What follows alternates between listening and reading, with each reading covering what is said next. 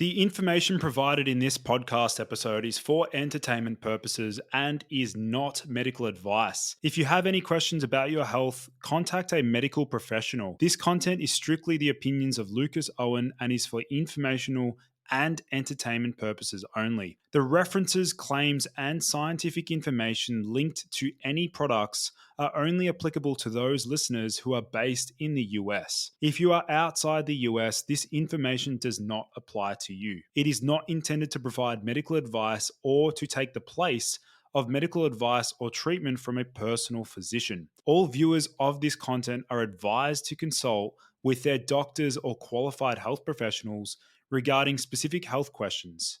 Thank you for listening to the Boost Your Biology podcast. My name is Lucas Owen. I uncover the most cutting-edge health information on the planet, ranging from hormones, nutrition, supplementation, fat loss, biohacking, longevity, wellness, and a whole lot more. Welcome to the Boost Your Biology podcast. Hello, everyone, and welcome back to the Boost Your Biology podcast. Today's special guest holds a master's degree in exercise science and health promotion and continually adds to her credentials as a functional nutritional therapy practitioner. She is a wealth of knowledge when it comes to health. Bernadette Abraham, welcome to the show. Thanks so much for having me, Lucas. Yeah, awesome. So maybe, Bernadette, did you want to let my audience know a little bit about yourself? How did you get so fascinated into, I guess, like health optimization? Yeah, well, my story began early on. I've always had a love for health and fitness. I was an athlete. I was a competitive gymnast for 8 years. And then I coached that at a very young age of 16. I started coaching kids.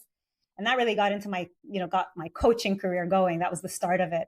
And then I did track and field. I coached that. And then in university, obviously anybody with a love for health and fitness goes on and studies computer engineering, complete 180. But even throughout university, I was still fascinated and in love with health, fitness, nutrition, and helping people. And so even throughout university, I was still coaching. I was still, doing personal training, group fitness instruction. I was doing, at the time it was called karate, Taibo instruction, kickboxing classes. And so really my love for health, fitness, nutrition really began early on. And it's just been an evolution over the years. And over the years, I also got kids. I have 4 children. And then, I realized I studied nutritional therapy. And then I went on to study functional medicine. And I was like, gosh, I have all this knowledge. And now I have kids. And it's really hard to apply the knowledge to children. Right? Knowing one thing and actually getting them to eat healthy is a completely different ballgame. And I'm like, my God, if I'm a nutritionist and I have all this knowledge about health, fitness, nutrition, and I'm struggling getting my kids to eat healthy foods, there's got to be others out there. And sure enough, that was the case. And it was a big light bulb moment for me when parents kept turning to me and saying, what are you feeding your kids? How can you help me get mine to eat better? And I was like, bing, that was the idea for my book, UNJUNK. How to raise healthy eaters in a processed world. And so, yeah, that's kind of how I blended my fitness to nutrition to functional medicine journey with also parenting, because it's an entirely different beast. Like I said, dealing with adults is one thing, but dealing with children is a completely different, beast all on its own. And so UNJUNK, although I wrote it for parents, can really help anybody, any adult, because it teaches you how to eat, how to shop, and it's a very practical book. So I hope that it can help many people who are interested in getting healthier through nutrition. Yeah, so let's sort of let's expand upon some of the struggles that we see with parents these days, as far as like outlining what's healthy foods for kids and things like that. Yeah. What are some of the common challenges that they face when it comes to like educating and actually implementing these strategies? Yeah, unfortunately, everybody, not just children, we've lost touch with what is food. Like the question of what is food, if you ask it to the regular person, they're going to tell you it gives us calories or it's something that tastes good. Food is information, right? Food goes beyond just calories and taste. It nourishes us and it's information for our immune system. And so translating that not only to kids, but to adults and trying to simplify the face of nutrition because, gosh, you look on social media, it's complicated, right? You've got extremes in everything, diet extremes in everything. And so I really try and simplify what is food because we've become lost. We've lost our way with what is food, answering that very simple question. Today we have whole foods, we have food products, we have conventional foods, we have organic foods, we have GMO foods. Then we have different categories of organic, local organic, industrial organic, biodynamic organic, right? There's all these different labels and categories. So it's no wonder why people are so confused. So one of the ways that I explain nutrition to parents to teach their kids is through a simple health continuum line. And I don't look at food as good and bad. I look at food along this gradient line where at one end, the green end, it's whole foods, made in nature the way nature intended, right? Things that you can pick from a tree, fish from the sea, kill on land, grow from the land. That's been nourished by the sun and water, rain, and natural earth, right?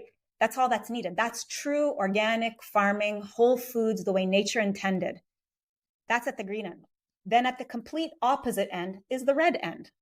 And that side is anything that's made in a lab, that's chemically produced, that you would not find anywhere in nature, right? So think of Skittles, for example, or candies, or anything that has artificial colors and flavors, even sodas. That's at the complete red end. Food products. And so that's how I want people to start seeing food, is that we want predominantly in our diet to have whole foods from the green end, and we want to limit and if possible avoid the foods at the red end, which are food products. Now, it's a gradient, right? It's a line. So again, things that fall in between, like for example, Lucas, if I was to tell you, and I play this game and I encourage parents to play this game. If I played it with my kids in the car, it's fun. It's the food product or whole food game. So I just start naming foods, right? So I'll say chicken. Is it a whole food or a food product? And they'll say whole food. But then I'll give them tricky ones like, okay, what about bread?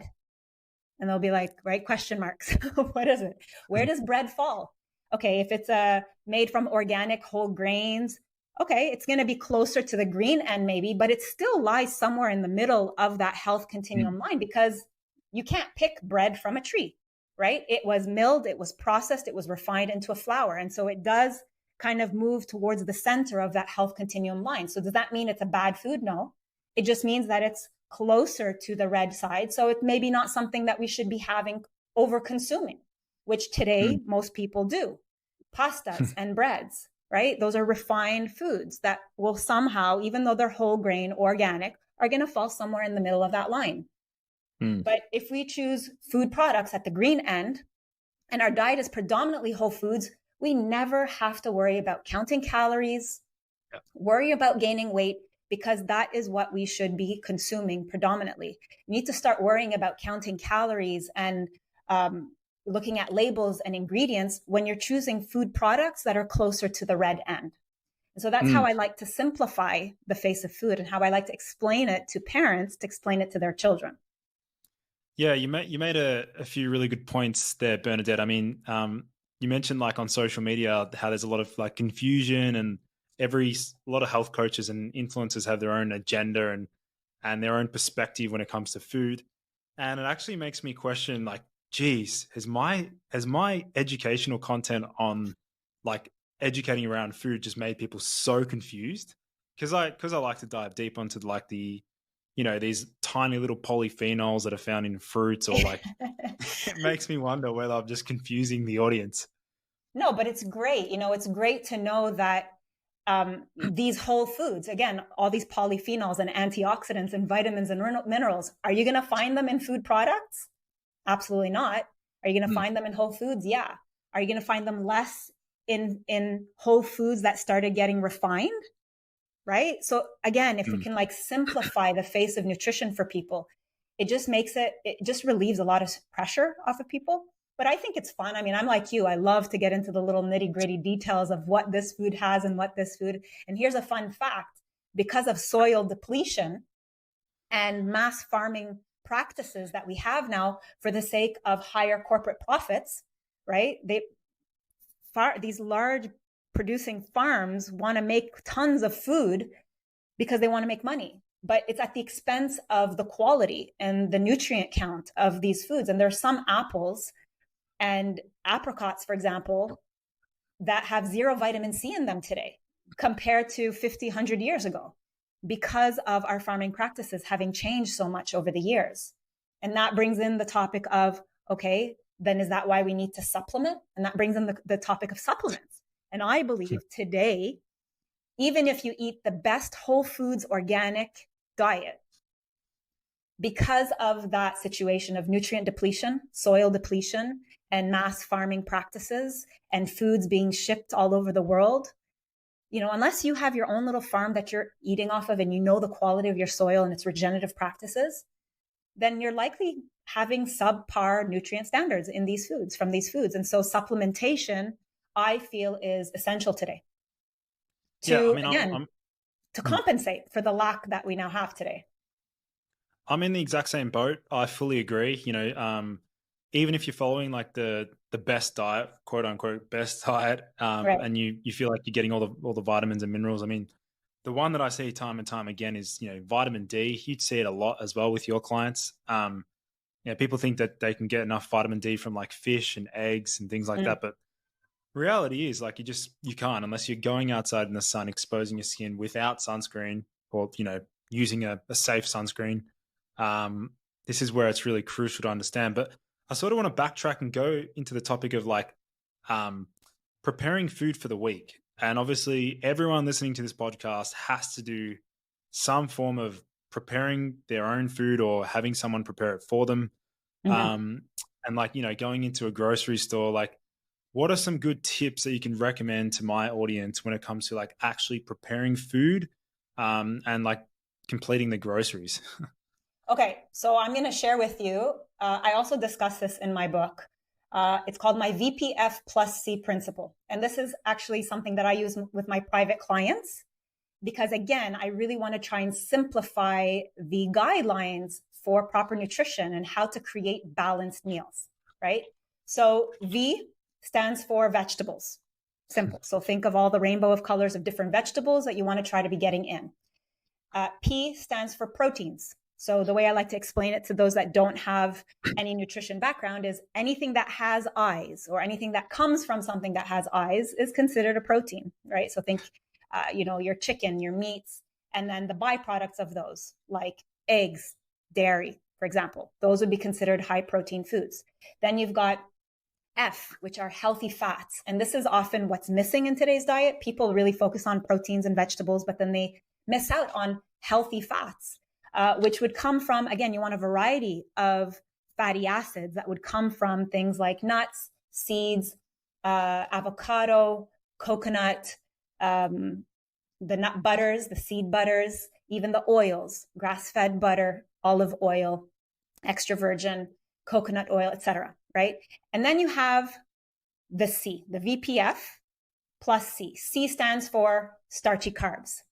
And carbohydrates are broken down into three main categories. We've got our simple carbs, we've got our complex starchy carbs, and we've got our fibrous carbs, which was the V. So today, we don't have to go looking for carbs. Carbs find us. And I find, with clients who are trying to fix their diets, that's the category that I tell them, don't worry about the C because it will always somehow be found in your diet, whether it's potatoes, rice, breads, pastas, etc. Right? And the simple carbs are what we really want to be limiting and avoiding, and it's too abundant in today's diet. So that's anything that is sweet or anything that will spike blood sugar really quickly because it will go into the bloodstream and create a blood sugar spike. So that's anything that's refined, anything that's made out of flour. That's what you want to really limit. And that's the simple carb. So going back to the VPF plus C category, the C is what I usually tell people is you're going to tweak it based on your circumstance. So if you're someone who's an athlete who's training really hard, you don't want to be limiting your carbs, right? You're going to tax your adrenals and your energy is going to tank the next workout. Correct me if I'm wrong, Lucas. Do you agree with me on this? 100%. Exactly. Absolutely. But if you're someone who's insulin resistant, on the verge of diabetes, you're really going to want to limit that C category, even the starchy carb category. You're going to want to limit the quantity. Do you want to completely avoid carbs? Because I know carbs is a big debate all the time. No, because here's why my VPF plus C protocol works so well. Because we're getting in all the three major macronutrients, carbs, Yeah. proteins, and fats, right? That's why it works so well, because the body is going to be getting the nourishment that it needs. And it's going to regulate blood sugar by ensuring that every main meal that you prepare has a V, a P, and an F. You're going to wipe out cravings. You're going to wipe out energy dips. I promise, because trust me, I've done this with a lot of clients over the years. And this principle is a fantastic guideline to simplify the face of what should I eat? How should I combine my meals? Right? But it gives a nice framework, a nice guideline to work within. And then you could tweak it based on your circumstance. You could tweak that C and also tweak the portions of each, depending on, right? If you need more proteins because you're trying to pack on muscle, great. Pack on the muscle, add in more protein, right? Tweak it based on your circumstance, but ensure that it's there. So when you're going to go and prepare meals, I want your listeners to think about VPF first and foremost. So my breakfast, where's my V coming from? Where's my P coming from? Where's my F coming from? And a lot of people make the mistake of thinking that F is always oils. I want you to get into the habit of actually using a food form of healthy fat, because it's going to be more satiating. When you're actually chewing and digesting and breaking down the food versus something being in oil form, it's going to satiate you a lot longer. It's going to make that food last a lot longer. So it's going to make your energy last longer. It's going to stabilize your blood sugar a lot longer. And I've had a lot of success with it. And a lot of people who want to lose weight also have success with the VPF. Those who want to gain muscle have success with the VPF, because again, it's ensuring that you're not limiting, all these crazy diets out there. The reason they fail is because they restrict certain macronutrients in the diet. Whereas VPF is ensuring you're getting in all the macronutrients that's essential for the body. And as by default, you're going to be getting in the micronutrients as well, right? All the vitamins and minerals. It's also very sustainable as well, because then, the client's not complaining they're missing out on their favorite foods. They can still eat them and feel nourished. And actually, it's a sustainable approach. Like it needs to be, I say there's no point being on a diet for 12 weeks. It needs to be completely sustainable for years. Yeah. And you know what, again, I agree with that 80-20, but when you're on a protocol, let's say, or you're on something because you have a very specific goal that you want to reach, you can be a little bit more strict. But then when you're off of that protocol or that goal that you're trying to achieve, it shouldn't be a drastic change. Because then that, whatever you did, the efforts that you did are not going to last. It's not going to be sustainable. So sustainability is the key word here. And the VPF plus C principle really helps achieve that. Yeah, I love that. It's funny. In the last 2 weeks, I kept bringing up this the EFS diet that I thought I pretty much invented in the last 2 weeks, which is eggs for breakfast, fish for lunch, and steak for dinner. So EFS, something like that. But you mentioned a really important point, Bernadette, which is around when you're looking at clients who've sort of come to you and said that they feel like they need help fixing their diet. One of the core principles that you mentioned there was stabilizing blood sugar. Did you want to maybe expand upon the importance of doing so? Why is it important for people to stabilize their blood sugar levels? Okay, well, let's talk about some of the symptoms that someone might get to understand if they have blood sugar regulation issues, because there's a whole lot of people walking around today, insulin resistant, and not knowing it. So I'll touch on what are some of the common typical symptoms. And then we could look at, well, what can I do to test to find out if I truly am or not? Because that also, I've had a lot of people come to me and say, yeah, but I checked my blood sugar. It was normal. Okay. Who's interpreting those results for you, right? So again, there's a completely different lens when you're looking at it from a functional medicine lens versus the conventional lens. And so diabetes is not something that someone just wakes up with overnight. Although many people believe that, they'll think, well, my father and my mom have it, so I'm just bound to eventually get it. That's not true. Okay, you might have the genetic predisposition for diabetes, but there's been studies that show, actually, there's a fantastic study done on twin sisters. And both of them had cardiovascular disease and diabetes in the family. And one twin sister ate horrible diet, smoked, drank, did all the wrong things lifestyle-wise. She developed diabetes and cardiovascular disease. The other identical twin, who genetically speaking, they have the same DNA, right? The same genes. She didn't. And she looks fantastic. Like there's even a side-by-side image of them. So I just want anybody who's feeling victimized by their genes, who's listening to this, I want you to know that it plays a very small role. We all have genetic predispositions to things. And when it comes to diabetes, that is a lifestyle disease. That is predominantly lifestyle related. And so your choices from food, but also your choices around stress resiliency, and stress reduction, because people can become insulin resistant from stress alone. And that's something that people don't realize, right? They have the best diet, but they could still be trending towards diabetes and insulin resistance because of stress. So, and we could get into the why about that, but cortisol puts sugar into the blood, quite simply. That's physiologically what's happening. And cortisol is that, is known as the stress hormone. So when we are stressed, our body is going to see that threat and wants us to survive, and will put sugar into the bloodstream. So now going back to symptoms, I know I kind of went off on a tangent. We'll come back. So what are some symptoms? Well, hangry, right? If you miss a meal and you want to bite someone's head off and you need food, that's a really good sign. If you get irritable and shaky, if you miss food, if you wake up in the middle of the night, like around between 1 and 3 in the morning, that's also a classic sign that you got some possible hypoglycemia going on at night. Because if you get a blood sugar low in the middle of the night, that's an emergency response in the body. And the body's going to react by kicking in adrenaline, which again wants to flood the body with sugar. And so what happens when we got adrenaline roaming around in the body, Lucas? Bing! Eyes wide open, blood pumping, heart pumping, right? You wake up and it's hard to go back to sleep. So that's another really classic one that I see. But cravings for sugar.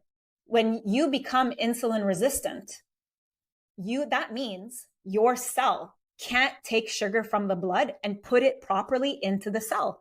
And so your cells are no longer properly fueled. And we need sugar for function. We function with sugar into the cell. And so if you don't have that, then you're not properly fueled, then your body's going to crave sugar because it wants that fuel. So having a constant craving for something sweet or high in carb or refined, like if you're a pasta and bread addict, maybe not sweets, but you're a pasta and bread addict, that still falls into the same category because that spikes blood sugar very quickly as well. Right. So those are some of the classic. Do you want to add anything? I think those are some of the classic signs and symptoms of blood sugar issues.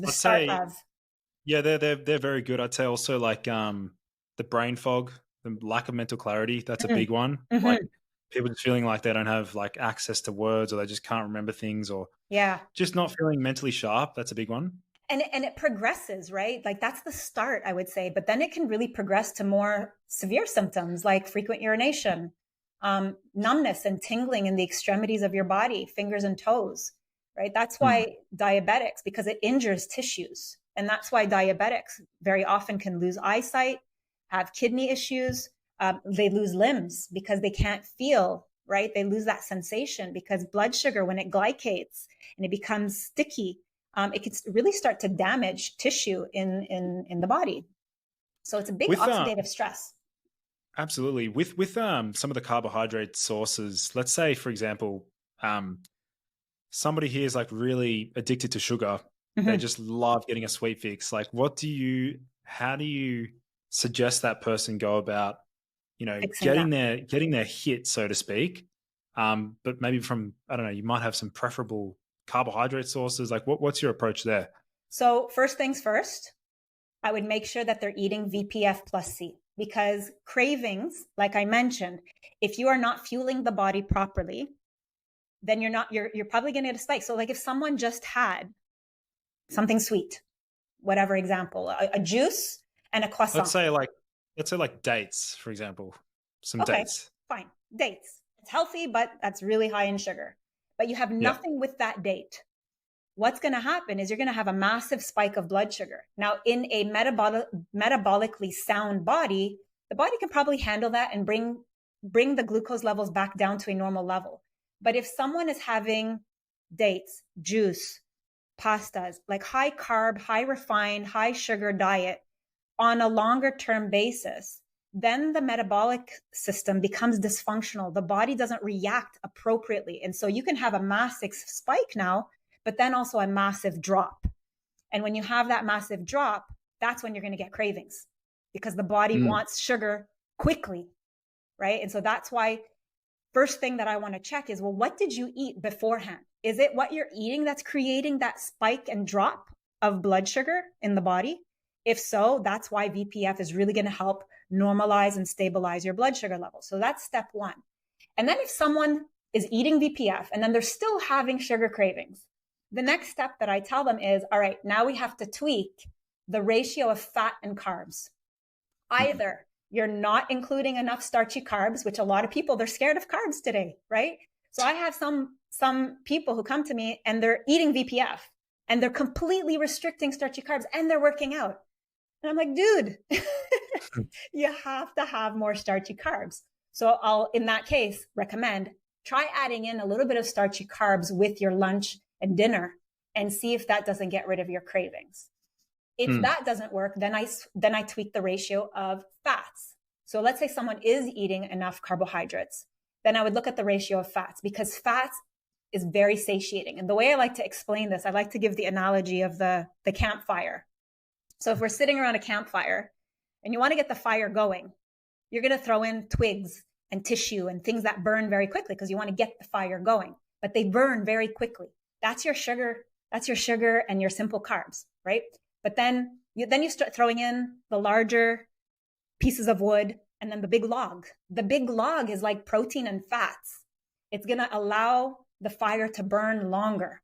And so that's where I say, increase your fat intake, check your protein. It's maybe also not enough, right? You want those big logs to make sure that the portions of those are significant enough. So if someone is having a nice big salad with just a little bit of chicken on top, yeah, you're going to be really hungry afterwards. Like increase your protein and then increase your healthy fats. Have a few slices of avocado in there, have a sprinkle of seeds over there, some nuts. Make sure the ratio of fats to carbs is there, right? That would be the second thing that I would tweak. And then if they're still having that sweet craving, usually it cuts it, usually gets rid of it. But then there are hacks, that you can do to minimize the impact of a sugar craving. So one, you could just cave in and go, okay, I'm going to have something sweet, and that's absolutely fine. But let's choose a whole food, sweet food. And that's where fruits come in. We demonize fruits, but my God, it's nature's candy.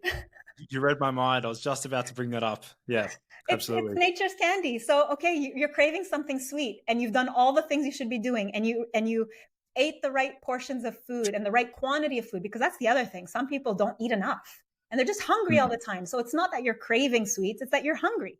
Have a proper meal and watch those cravings disappear, right?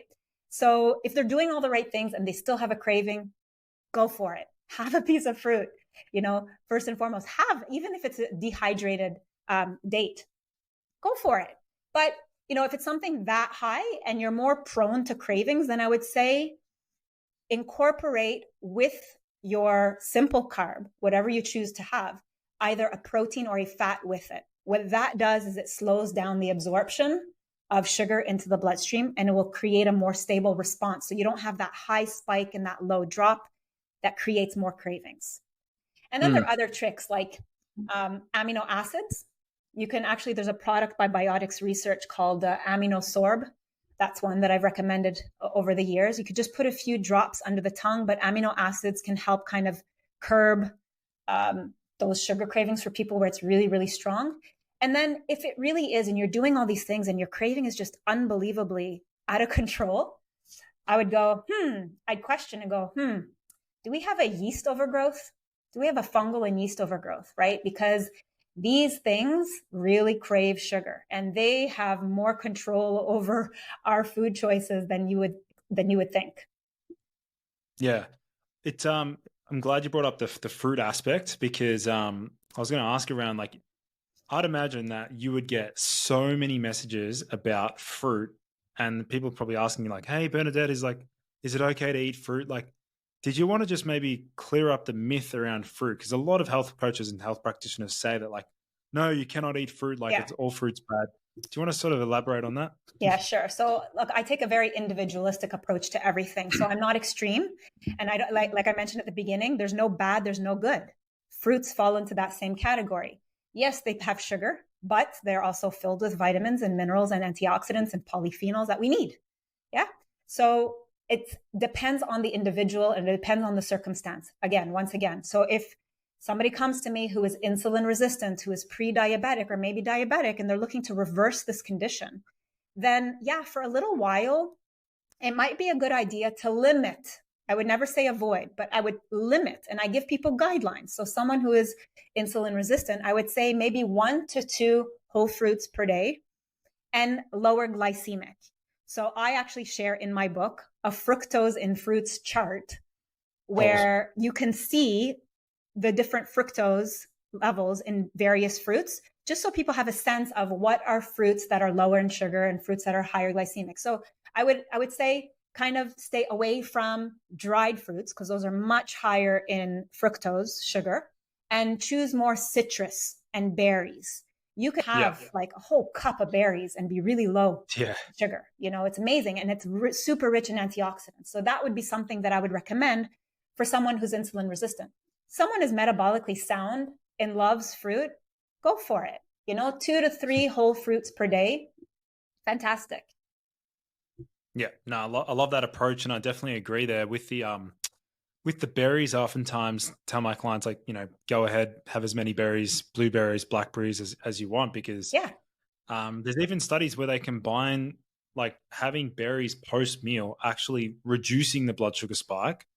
Probably because of the polyphenols. Like, it's just phenomenal research. But I sort of wanted to sort of go back to some of the deceptive ingredients and food labeling, because that's going to be it's a big challenge for a number of people trying to actually read food labels, because they can be extremely challenging to read. So do you want to sort of expand upon or give people tips in that regard? So I have a whole chapter on that. Okay. But I'll give a few examples because look, at the end of the day, we all shop at the supermarkets. I doubt anybody has a farmland and they're farming it and eating the foods that they're growing. That would be beautiful, but that's just not realistic. Most people shop for their food. So a big part of eating healthy is also knowing how to shop. And that's where my book is super practical. It's all about that, right? And so some of the things, obviously, because of marketing and, companies want to make money. Have you ever seen a billboard ad for fruits and vegetables? No, right? You're only going to see billboard ads for food products. So if you're going to purchase a food product, that's when you're going to have to look at labels and know how to read labels. And so the first step is look at the ingredients. Make sure the ingredients are whole food ingredients, meaning it's an apple, it's oat, it's whatever, right? It's whole food ingredients in that food product. Now, in terms of deceptive labeling, things that I would want people to, for example, be careful about, I'll give a few examples. The first one we'll touch on is the serving size. So, hydrogenated fats and oils, a lot of people now know it's not disputed anymore. We've kind of come to the consensus that it leads to heart disease, right? Hydrogenated oils will lead to, PUFAs. Sorry, I just lost my my train of thought. I was looking for a word. What is it? Hydrogenated oils. PUFAs, polyunsaturated fatty acids, yes, like canola oil. No, not PUFAs. Oh God. Okay, it'll come back to me. Sorry. But basically, we know that hydrogenated fats, trans fats, are something that we want to be avoiding. And food manufacturers have had to, in 2020, they've had to remove trans fats from their products. I don't know if you knew that. And they had to redo all their labels. Now, they've actually gone around this by adding in an emulsifier called monoglycerides and diglycerides, which are byproducts of oil processing. That includes, here's the word, partially hydrogenated oils. That's what I was trying to say. It includes partially hydrogenated oils high in trans fats. And so because these emulsifiers are not lipids, they're not classified as fats, they're classified as emulsifiers, they don't have to be labeled as having trans fats in the product. So that's something that's become very sneaky these days, is that they're replacing the hydrogenated fats and trans fats with something called mono and diglycerides. So any product that has a long shelf life, take a look at the list of ingredients and see if you see the words mono and diglycerides, monoglycerides and diglycerides, because most likely that does contain trans fats. They just don't have to label it anymore because they are classified as emulsifiers and not as fats or lipids. So that's well, a lot of protein bars I've noticed are actually including those ingredients, which is just so sneaky, so sneaky. Exactly. So today, that's what we have to be concerned about. We know about trans fats, how it leads to heart disease, and now they've just kind of had a way around it and that they don't have to label it anymore. So really be careful for those mono and diglycerides. And then the other thing that I would want to mention is about sugar. You know, like you've got people who drink smoothies, for example, thinking that it's all fresh fruits and there's no sugar added. The no sugar added doesn't mean that the product is low in sugar. Like if you take a look at that, maybe we can touch on how to calculate the number of teaspoons in a product.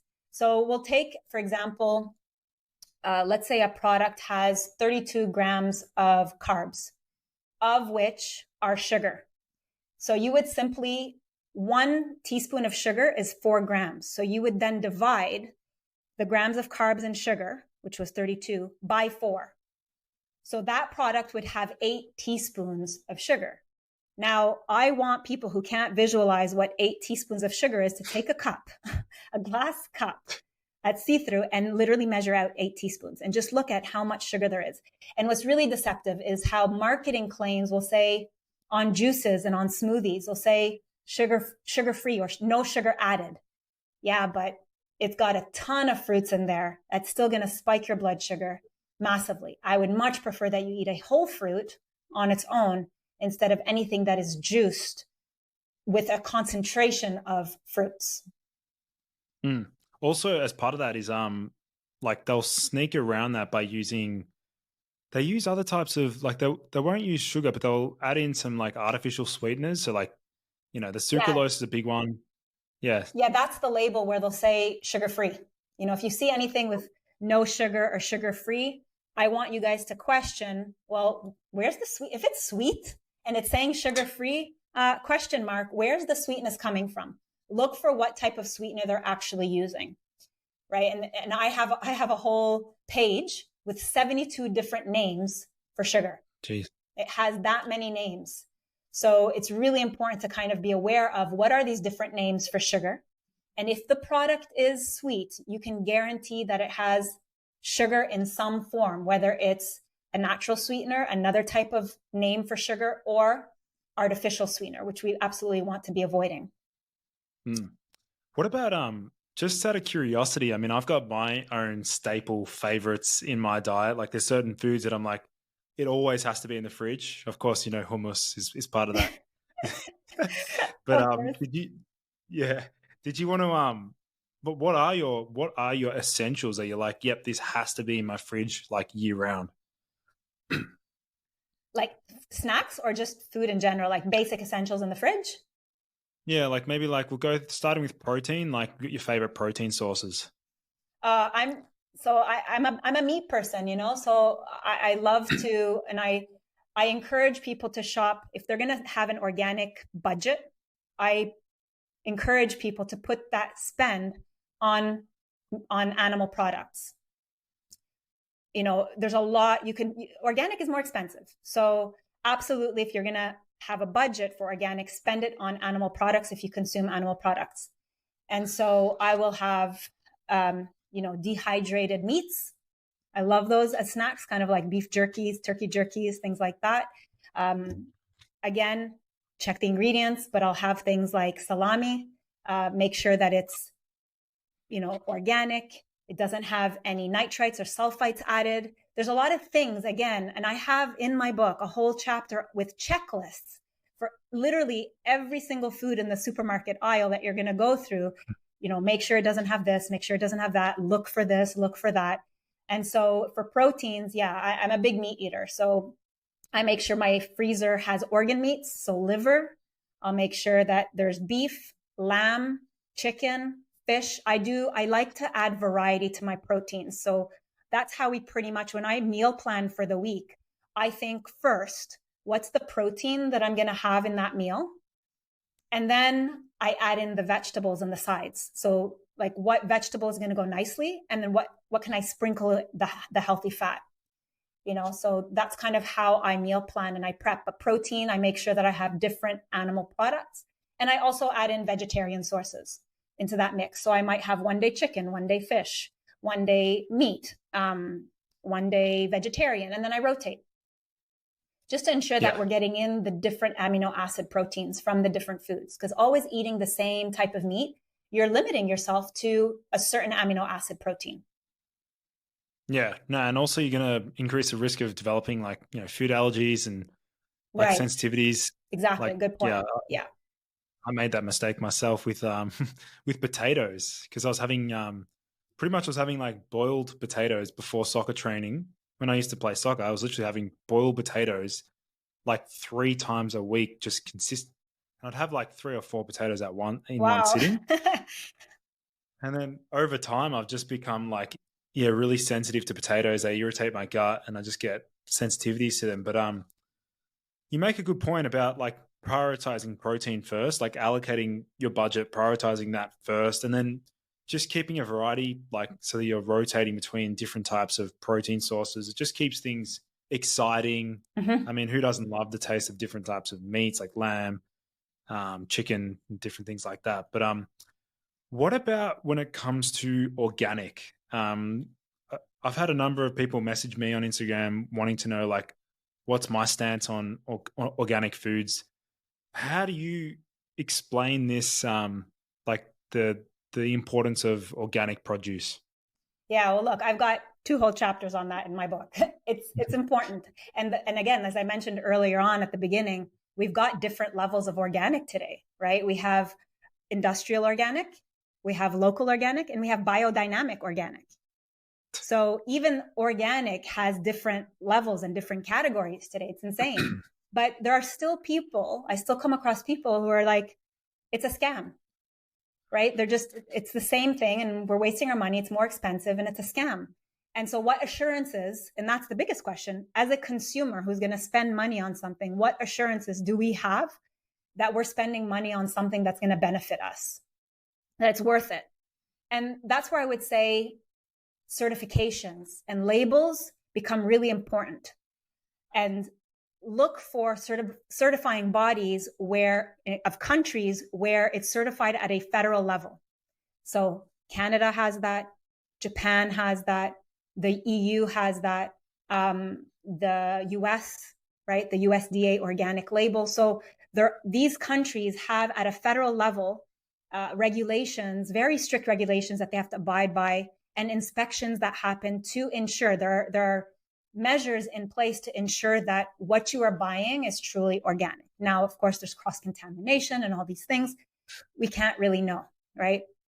But there are other organic labels where it's actually a country that asks a representing body. So it's not at a federal level, but they actually have a representing body that will certify on their behalf. So that can also be something for this, countries that don't have it regulated at a federal level. So just look wherever you live. What do you have a federal regulating body in your country? And what is that label? And that's the label that you want to be looking for, that seal of approval on labels. What you want to avoid, again, going back to sneaky and deceptive labeling, a lot of people confuse gluten-free for organic for some reason. And a lot of products get positioned in the organic section. A lot of gluten-free products get positioned in the organic section. So a lot of people think, ooh, this is organic. It's just gluten-free. For some reason, there's that association. That's not the case.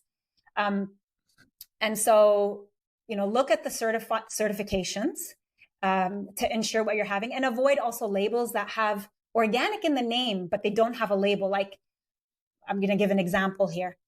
Organifi, or I think that actually is sorry, I don't want to mention brands, but like it has Organa something in. Like saying, it's like Ben's organic eggs, but they're not. But they're not organic. They're just, but they have it in the name. Like, don't get deceived by the name.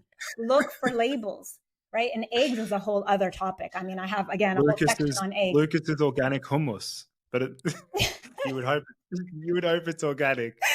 Right, exactly. So like, look at those certifications just to have that assurance. And then to make it simpler, again, because I understand transitioning to organic food is expensive. You are going to be probably paying, at least minimum 20% more in your spend. You're going to be adding 20% more, but there are ways that you can mitigate that. So for example, buy in bulk, make more food at home. Instead of buying food products, you can make ingredients that you make yourself. You could look at farm sharing, these farms where you can go and you could buy a membership and then they bring you whatever produce they grow. Find farmers where you can buy a half a cow, a quarter cow, and then if you get a second freezer and you could freeze things. So that brings down the cost of meats, for example. If you're buying products that you literally flush down the toilet, like toilet paper, like it doesn't have to be the big brand name and super soft and cushiony. Like just buy the generic brand that you're going to be literally flushing down the toilet and use that budget towards more organic foods, right? Limit your cleaning products. Instead of buying brand names of glass cleaners and floor cleaners, just use vinegar.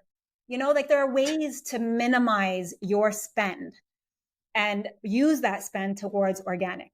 And what I would say is I would focus on these following 5. These are the 5 organic must-haves. So I already mentioned animal products, and also ensure that their feed is not GMO, because you can have an organic animal, but that was still fed GMO grains. So that's something tricky that we need to know about. Anything that has the top 5 GMO crops, like corn, canola, soybean, sugar beets, and cotton, or their derivatives, right? So anything that comes from corn or anything that comes from soy, like soy sauce, for example, you would want to make sure that your soy sauce is organic. Anything that has corn oil, we want to be avoiding corn oil, but right, anything that is a derivative of corn, anything that is a derivative of canola, rapeseed. Canola, another name for canola is rapeseed. That's actually the seed that makes canola oil. So anything that has those top 5 GMO crops, you want to ensure that they're organic, because by definition, you can't have GMOs in a certified organic product. And then in terms of fruits and vegetables, where to prioritize your spend, do you buy everything organic? You don't have to. Follow the Dirty Dozen. If anybody's heard of that or hasn't heard of it, look it up. The EWG, Environmental Working Group, every year, this is in the US, come out with a list of 12 produce that are most contaminated with pesticide residues, and that are most contaminated with that. And the Clean 15 are conventional products that are sprayed that don't absorb as much of these pesticides and residues. So look up the Dirty Dozen, look up the Clean 15, and you could choose basically the Clean 15, you could choose conventional foods from the Clean 15. But if you consume regularly foods on the Dirty Dozen, then prioritize those to be organic, like strawberries, for example. Year after year, consistently, strawberries are on the Dirty Dozen list. And if you consume a lot of strawberries, then ensure that you're getting organic strawberries. If you can't afford them, usually frozen is more cost effective. And if they're fresh frozen, it could be just as nutritious and maybe sometimes even more nutritious than fresh produce that had to endure the duration of transport before it got to the supermarket and then got into your fridge, right? So that's for produce. I would also add in coffee and peanuts, because everybody loves their coffee, and peanuts are one of the most highly pesticide sprayed crops with really no limits. So really ensure that those are organic, and as well as spices and seasonings. So whatever herbs you use, because those can be irradiated. And if it's organic, then it's not allowed. So those are just ways to protect and ensure that your money is going to be well spent and you're going to get the benefits. Yeah, these are great tips. I mean, there's going to be a lot of people that will, a lot of these things you've mentioned to them will be like the first time they've heard them before. I mean, the Dirty Dozen, I've seen it posted quite a lot on Instagram, the Clean 15, but giving them these resources is going to be like invaluable. But just for those listening in, just a reminder, you will see Bernadette's UNJUNK book. Hopefully by the time this podcast is released. Bernadette, is that actually, it's officially out, right? Like people Don't you see it behind me, Lucas? Let me show you. It's yes, just been a long time in the making. Oh my God, it was a very long time in the making. Yeah. A lot of sweat, tears, blood went into making this book. It's a fantastic resource for anyone who's looking to just transform their nutrition for themselves, for their families. And then even at the end, I've got like, the end could be a book on its own. It's recipes, because I really want it to be a resource for people. So for example, you know, when I'm saying, find something that's organic. Well, let's say you can't find it. You can't find a healthy version, because I'm all about finding the healthier ingredients. Well, if you can't find that product, I have tons of resources at the end, recipe wise, of things that you can make, you know, and so I hope it becomes a fantastic resource for those who need it. Yeah. And it's available worldwide right now. Yeah. So people can find it on Amazon.com.co.uk. And then from there, they're distributing worldwide. Awesome. Yeah. I'll make sure to leave that link in the UAE for those of you who are living here. Yeah, no, congratulations on that. That's a huge, I mean, we went back and forth on some of the ideas around the book, and just congratulations on that, because it's a huge, massive achievement amongst juggling all the other things that you do in your life. Like, it's not easy to write a book whilst like running a family and, you know, maintaining a business. So yeah, hats off to you for that. It was you know, if I didn't have a very strong mission, I probably would have quit a long time ago, because anyone you speak to who's written a book, it's the hardest thing that you're ever going to do in your life. And, you know, I was just very frustrated with society not, you know, we got to level the playing field for parents. The next generation that's coming, it's scary. Like if you look at the statistics of diabetes for children, if you look at the statistics of obesity, it's not a joke. 33%. That's not a joke of, you know, children, young children. And I'm starting to see it in my practice. My adult clients are wanting me to work with their children now. And what I'm seeing is the start of insulin resistance for a lot of them. And, you know, unfortunately, food manufacturers, advertising and media, these powerful influences, the food industry, these are powerful influences that are really making it difficult on parents to raise a healthy next generation. Because I can't tell you, Lucas, you're not there yet, but one day you will. And let me tell you, the influences are so strong. Just look at the Hallmark holidays, right? Starting with Halloween. And then we've got November and December, Thanksgiving and Christmas. Then we've got New Year's. Then we've got Valentine's. March, April, we have Easter and the religious holidays. You know, then May, June, that becomes birthday party central, because all the kids want to celebrate who are born in July, August, want to celebrate with their kids in June before the school year end. It's insane. It's every month. And like everybody thinks it's okay once in a while, everything in moderation. And that's the biggest problem today, is people are no longer seeing, or they're not recognizing and seeing how pervasive the problem really is. And that's where we have to start, is we have to highlight that there is a massive problem. And then that's the solution, is to actually wake up and go, oh, I need to start changing my ways. I need to start changing my nutrition, and I have to start changing how my kids are eating, so that we give that next generation a chance. So that's why I have this very strong mission with this book. And that's what's kept me going for 4 years. Oh, gee. Yeah. I mean, very powerful mission, and, you know, making a huge impact and changing people's lives, which is, you know, major respect to you, and keep doing what you're doing. And just for my audience, if they want to connect with you, where can they find you on social media? Yeah. So on social media, I'm on Instagram predominantly. So just my name, Bernadette.Abraham, that would be the best place. That's where I'm most active. And my website, BernadetteAbraham.com, you could see all the services that I offer. And if anybody's interested in getting to the root cause of their health symptoms, then they can also join my health membership called Be Better. So it's bebettermembership.com. You can also find that from my website. Awesome. I'll make sure to leave those linked in the show notes. But otherwise, Bernadette, thank you for coming on the podcast. Thanks so much for having me, Lucas. It was a lot of fun. Awesome.